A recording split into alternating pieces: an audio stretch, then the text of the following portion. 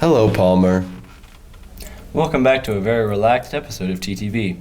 We're all very tired, so we let video production take over this entire episode.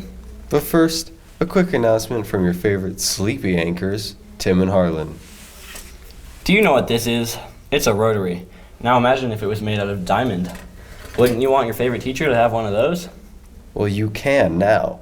Go to the student resource section on the Palmer website and vote now for your favorite teacher to win the Diamond Rotary Award.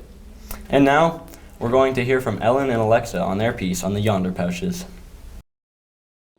Yonder pouches right now are one of 4 different implementation strategies different schools are using to try to limit phones. Going with the knowledge that phones are addictive and we can't compete. The district went with the Yonder pouch because on the series of 4 options that is the most effective for supporting getting rid of phones during the school day is that. Students not having access to their phones has been a game changer. I don't know if it's the Yonder pouches per se that are the most useful tools because nobody's using them, right? So for me, the policy that is in place for students to not use cell phones is what is useful to me the most. People are not using Yonder pouches, so I think there'd have to be a reassessment of use of them. Getting the distraction out has definitely helped my students learn more and be better students. It is really annoying to have people like walking around and patrolling and making sure that you don't have your phone on you. Having to continuously put it in there, lock it, make sure you show them that it's locked, and then have to unlock it every time you leave. To get to the Yonder pouch policy, what facilitates the best opportunity for students to increase their knowledge and increase their skills when they're at school? Does technology enhance and empower that, or is technology in any way not enhancing that and disempowering students in the big picture of their own growth and learning? It's a really big change to go from an expectation of engaging with screens to now engaging in person and with peers. That means that we have to think about what is the moment we're in right now and what sets students up best to learn. I don't really like them only because people are over excessive when it comes down to like the policy. The data that is coming out across the world about the correlation between social media, smartphone addiction, and the mental health crisis in our youth is compelling, horrifying, and important. Well, I know that there's a lot of linkage between social media and kind of bullying and mental health issues, so I could definitely see the connection where people are making that a mental health state. Coming up next, Kennedy and Anna made a piece about Palmer teachers who were also Palmer graduates. Over to you. With Palmer High School's upcoming renovations, we wanted to talk to teachers who once attended Palmer and a longtime teacher about the ways Palmer has changed over the years while also keeping its traditions and values.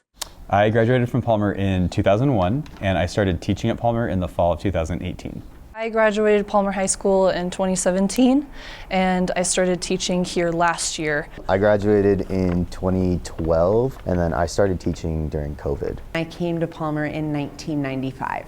I think that one of the things that makes Palmer a unique place is the way that tradition is so key to our culture.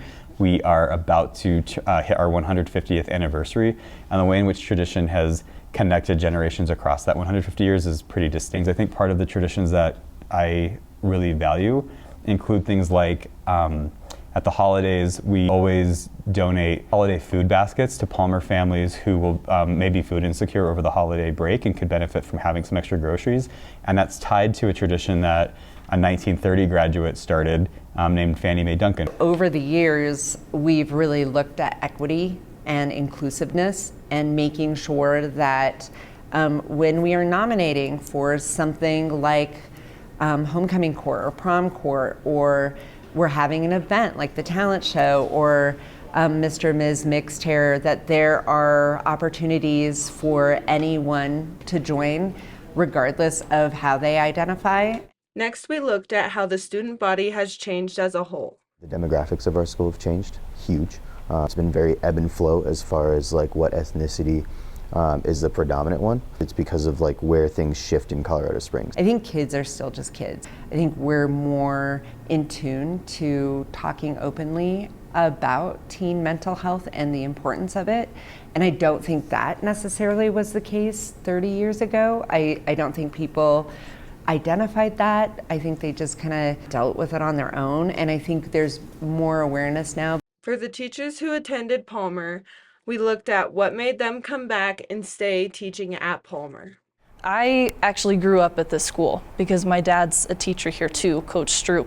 So I remember when I was little, I would literally do cartwheels all around the big gym, the baseline. I would do cartwheels all around that and just grew up watching basketball. So I think Palmer is a huge part of my life. I don't know, we spend a lot of time talking about being like good musicians, and that's great, but we don't necessarily care about that if we're not good people, and so that's what keeps me here. My family moved to Colorado Springs right before I started high school, and before that I had liked learning, but I never liked school.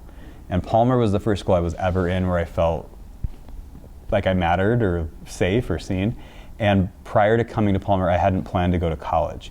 And the time I spent at Palmer kind of changed everything I imagined about what was possible for me in my future. And just as I had benefited from a positive experience at Palmer, I wanted as a teacher to play a positive role for students who were on their own path. That's all we have for you this week, Palmer. Good night. Stay tuned for the holiday show. And make sure to come to the choir concert tomorrow in the auditorium at 6 p.m. You didn't say bye, Palmer. Bye.